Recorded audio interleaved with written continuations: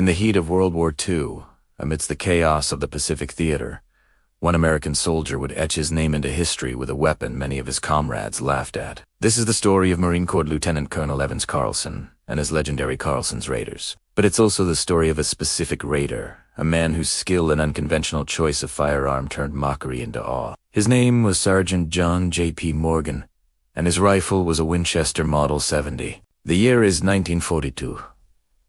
The battle for Guadalcanal is raging. This brutal, 6-month campaign was a turning point in the Pacific War, a desperate struggle fought in dense, unforgiving jungles. For the American Marines, the enemy wasn't just the determined Japanese soldiers, but also the suffocating heat, disease, and the constant, unnerving threat of hidden snipers. These snipers were masters of camouflage, perched silently in treetops, picking off unsuspecting soldiers with deadly precision. Their presence sowed fear and paranoia, grinding advances to a halt and turning every patrol into a life-or-death gamble. Enter Carlson's Raiders, a special operations unit trained in unconventional warfare. Their mission was to operate behind enemy lines, disrupt supply chains, and sow chaos. They were tough, resourceful, and among the best the Marine Corps had to offer. Within this elite group was Sergeant J.P. Morgan, a quiet, unassuming man from rural Texas. Unlike his fellow Marines, who were issued standard-issue M1 Garand or Springfield M1903 rifles, Morgan carried something different.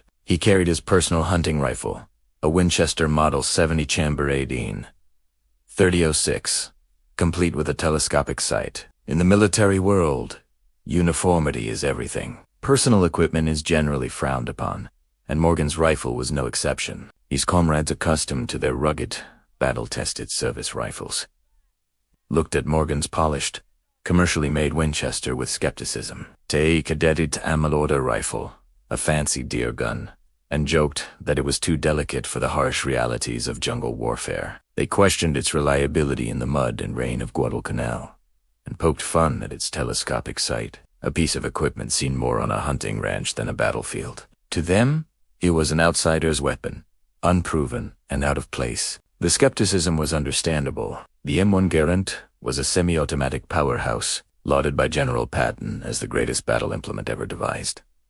The Springfield 03 was a bolt-action legend, known for its accuracy and reliability. These were weapons of war. Morgan's Winchester, on the other hand, was a civilian rifle. It was beautiful, precise, and highly regarded among sportsmen. But could it really stand up to the rigors of combat? The laughter and jokes continued, but Morgan, a man of few words, let his actions do the talking. The opportunity came during the long patrol, a grueling 30-day march behind enemy lines. The mission was to seek and destroy a large Japanese force that was massing for an attack. As the raiders moved deeper into enemy territory, the threat of snipers became ever-present. Men were being wounded and killed by an unseen enemy, their shots coming from the dense canopy above. The standard iron sights on the M1 Garands and Springfields were ill-suited for spotting well-camouflaged targets high in the treetops against the bright sky. The Marines were pinned down, their morale dipping with every crack of a Japanese rifle. This is where Sergeant Morgan and his mail-order rifle stepped into the spotlight. While others scanned the jungle floor, Morgan tilted his head back, his eyes methodically sweeping the treetop. He wasn't just looking for a human shape. He was looking for anything out of place: a broken branch, a strange knot on a tree trunk, a subtle flicker of movement. His experience as a hunter had trained his eyes to see what others missed. Through his telescopic sight, the jungle canopy came into sharp focus. A suspicious cluster of leaves, a glint of metal, the subtle outline of a helmet. These were the telltale signs. One by one, he began to find them. He would calmly lie down, steady his Winchester, control his breathing, and gently squeeze the trigger. The crack of his .30-06 would echo through the jungle, followed by the heavy thud of a body falling from the trees. At first, his fellow raiders were surprised. Then, they were impressed. Soon, they were relying on him. Whenever a sniper opened fire, the call would go out, "Get Morgan!" He became their designated counter-sniper, their guardian angel against the unseen death from above. The most legendary part of his story took place over a period of just 4 days. During an intense series of engagements, As the raiders pushed through heavily defended territory, Morgan single-handedly neutralized the sniper threat. Day after day, he methodically hunted the hunters, using his superior optics and marksmanship. He located and eliminated one Japanese sniper after another. The men who once mocked his rifle now watched in silent admiration. The laughter was replaced by respect. In those 4 incredible days, Sergeant J.P. Morgan killed 11 enemy snipers. 11.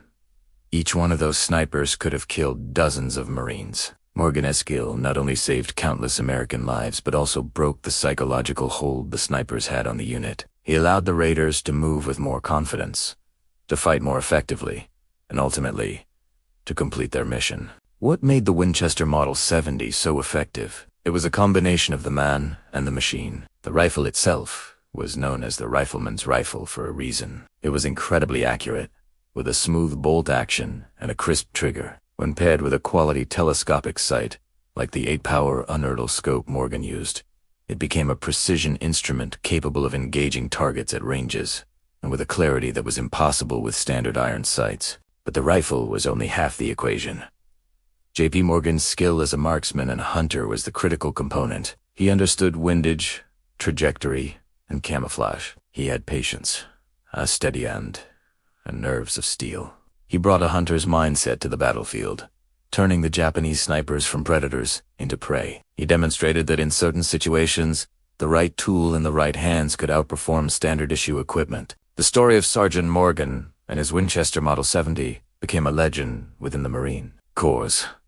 It highlighted the importance of marksmanship and the potential of specialized equipment. His success helped pave the way for the wider adoption of scoped rifles and the formal establishment of sniper programs within the U.S. military. Proved that innovation and individual initiative could have a decisive impact on the battlefield. After the war, the Winchester Model 70's reputation was solidified. It became one of the most respected bolt-action rifles of all time, cherished by hunters, target shooters, and collectors. And for those who know the story, it will always be linked to a quiet Marine sergeant in the jungles of Guadalcanal, who turned his personal hunting rifle into a legendary weapon of war. It's a powerful reminder that it's not always the tool, but the skill and spirit of the person wielding it that truly makes the difference. Sergeant J.P. Morgan and his mail-order rifle went from being a joke to a battlefield legend, saving his brothers in arms and earning his place in the annals of military history. Thank you so much for watching. If you found this story as incredible as I did, make sure to hit that like button and subscribe for more tales of history and heroism. Let me know in the comments what other stories you'd like to see covered. Until next time, stay curious.